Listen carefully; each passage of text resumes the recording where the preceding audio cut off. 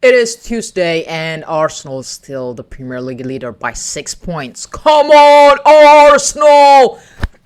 And I really want to say thank you for Chelsea fans, Chelsea players, and the manager, McFarlane. I think that's his name. I don't know if I get it right, but thank you so much. You guys scored, an equalizer like a 90 plus 4 minutes, and appreciate that. You guys, deep down, you guys loving us, and we're gonna pay this debt one day. One day, you guys do us a favor, and we will repay you. But in today's video, I don't want to glaze about Arsenal going 6 points ahead of Man City, Aston Villa. I just want to talk about some social. I was like looking. I was going through social media, looking like for videos. When I have free time, that's what I do with social media, right? And I saw these videos, and I just want to have comment about those videos. The first one is Arne gave this interview after the game against Fulham 2-2. Let's watch the video. This is what he said. 4 months now that the first chance the other team gets and the only chance they got in the first half led to a goal. What? And that's one thing we usually see with us. And the second thing we see a lot is that the other team scores a goal you don't expect in extra time. So, yeah. What? So, apparently there is a law, or like, I don't know, there was some PFA rule that you cannot score at stoppage time. Is that what I hear? Like, I remember like the first 5 games, Liverpool scored most of their goals, their winning goals, after like stoppage time. So like, his reasoning is like, come on, Arne Slot. If Arteta gives this kind of like reasoning after we lose games, I remember like there was one game in the Carling Cup, like Carabao Cup. That like the ball is something. I remember like he gave some comment about the ball. It's different than what we usually play in Premier League, and everybody was on his ass. Everybody was like, you clueless, you lost the game, just be humble, blah blah blah. When Arne Slot does this kind of interviews, and most of the time he's defensive. He doesn't want to say like, hey, I take the blame or something like that. He does every time he's on the defense, and it's so annoying that he literally said the reason they lost is like the opponent scored one chance they got in the first half, and the second one is like they scored at the extra time. Literally, like I remember like they scored a second goal against Fulham at the extra time. Come on, bro, that's like lame. Boo. And the second footage I want to talk about is it's happened in the club. A YouTube channel, 3 friends, they watch long, and they were watching Arsenal versus Bournemouth, the game that we won 3-2, and this is what Miles said, and it's between like Miles and Buvey, I think for pronounces. I'm bad at pronouncing names, so sorry guys if I pronounce your name wrong, but Miles is an Arsenal fan and Buvey is a Man City fan, and this is what they talk about, and listen it. A little fact: every time that Arsenal's played, and you guys played after us, you've bottled it. Every time you've gone... What are you on about? No, let me land. Oh, Let me land. Every time Arsenal's played and we've gone and got points, you've bottled it. Every time you've played and you've gone on top of the league, we've reacted and got our 3 points. Are you going to get 3 points tomorrow against Chelsea? Yeah, they got a PE teacher in charge, McFarlane. Are you comfortable? Are you confident about that? Seth MacFarlane. I'm not even joking when I say, and this isn't to wind up Roy, I think City could win that game 7 or 8-0. Yeah, I do. I'm not even... What?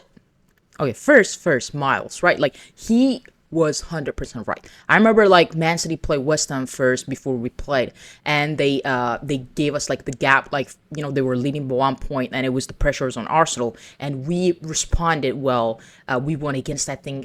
If I remember, like after West Ham, did we win Everton 1-0, and they played Nottingham Forest like 2-1, and we won right after that game. We won against Brighton 2-1. So every time they put us pressure, and it's Man City, every time in the last like 2022, 23, 23, 24, we've seen this so many times that Man City play something and Arsenal feel the pressure and we drop points or like we don't win the game. So he was correct. Like when they play first, Man City, we responded well. But when Man City, when we play first in the last 2 games, when we beat Aston Villa 4-1, they lost, they dropped a point against Sunderland 0-0. We won 3-2 Bournemouth the night before, and they tied again against Chelsea. So, like, he has every right. But Buvey, every time his takes are discussing something, like, I don't want to say every time.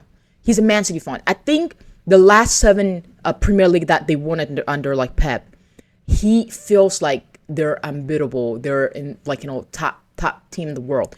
They probably were at some point, but in the last 2 years they weren't. And he didn't give like, you know, the credit, or like he didn't even like give credit to McFarlane. Okay, so I just like rumble I think right now, but he talked about it the night before, so he don't know what McFarlane like his career or something. But the way he said we're gonna beat them 7-0, 6-0, that is disgusting. And Buvey, where's that 7 goals? We still waiting. Are we gonna see it anytime soon? What? Here's the next video. Just watch it and we're gonna talk about it. Call me crazy. Call me deluded. Yeah, call it crazy. Thank you. Yeah. I still think there's a chance, bro. If we can beat Spurs, which we did last year 6-3. Okay. If we can beat Wolves at home. I mean, I know Arsenal struggled to them, but we should do. Yes, if we can go and beat Leeds at home, Fulham. I think that's away though. That Fulham might be. I think it's away, and then Arsenal's away. So win them 4. Which is going to be very 12 difficult. Out of 12. Of course it is. Every game in the Prem is very difficult. And you start creeping up. Let's say, for example, right, we win those 4, we go to the Emirates, and there's a 6-point gap between Liverpool and Arsenal. I think it's still there for us. Wow. Like Arsenal is not going to play all those, like, you know, when Liverpool plays all 4 games. Arsenal going to lose, like, every one of them, or, like, at least, like, drop, like, you know, get 2 points or something. I don't know how he sees this. But right now we have 15-point gaps. And if you see like the last, what AGT said, if they beat Tottenham, yes they did. Wolves, they did. But they didn't pick the points that he wished to get, like against Leeds and Fulham. So, HT, I think right now the question is, are you guys ready to play us? Is this the year that we're going to finish your season? Is this the year that you guys going to decide firing your coach? And this one is the most, when I watch this video every time, I feel like, wow, Arsenal has come a long way.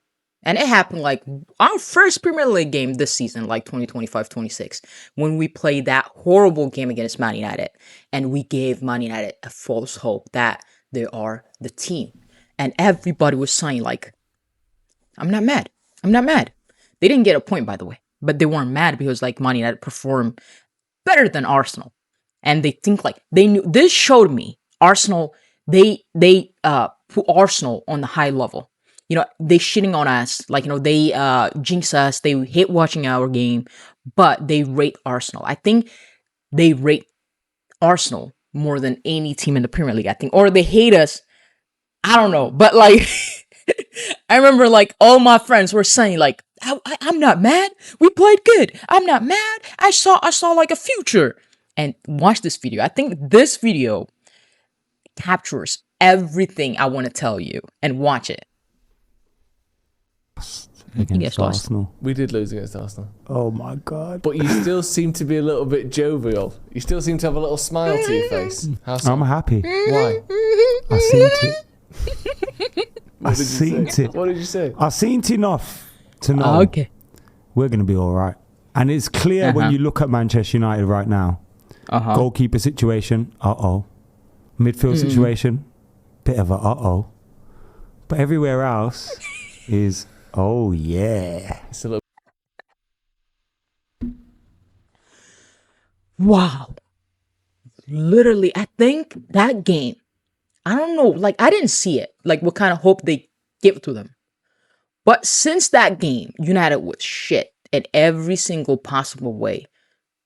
They fired their manager and they're on the verge hiring an interim coach or like maybe like hiring another coach. But this is going to be their 10th or 11th manager since Sir Alex Ferguson. Think about, he is still alive, Sir Alex Ferguson, and he left back in 2012, 2013. If it weren't for him, they would probably be below Arsenal with the amount of Premier League they have won. Their 11th manager in 13 years? Embarrassing. I swear to God, I hate when Arsenal is stuck with one manager. But thank God, I really thank God that we kept Michael Arteta. And there's more. Watch this one again. It's a little bit nicer, isn't it? And as much as we like to take the piss out of Arsenal, Arsenal are a decent side. That's what I said. And we they perform rate like us high. that against them. If, let's say it was Burnley or something, you go, fucking hell, you know. But I think if that was a Burnley, West Ham, Wolves today, we beat them. Brother, we're back. Wow, they're back. Don't panic. We're not We panicking. got this. Makes me Don't weird panic, every time. everyone. Don't panic. We're fucking back. And 21 is still coming. 21 still coming. What 21? Arsenal probably beat like 17, 18 before you win your next Premier League. We are, by the way, we have won 13 Premier Leagues. So, like 4 more, 5 more. And with this Arsenal squad, and if we keep Arteta, we probably will be 18 or 17 Premier Leagues before Man United wins theirs. I don't think they're there yet. I think they need to sort out a lot of situations. Their management, their I don't know, scouting, their academy players. I don't know, their spending. I think like right now they're stingy. They don't want to spend money. I think the reason Amorim got fired is because he fought hard. He really wanted. I think I have this belief that like he really wanted to sign players, but the board told him like, hey, we're not gonna sign any player, and he came out and he said we're not gonna join the transfer window or something like that, and that pissed him off. I think that's why he just like lost his tantrum, and after Leeds game, he just said what he said. But Adam, I don't know what he saw. Maybe like a lot of Man United fans saw. Man United's future after Arsenal game, but to talk like that after one game and a game they lost, they didn't even pick a point. Whew.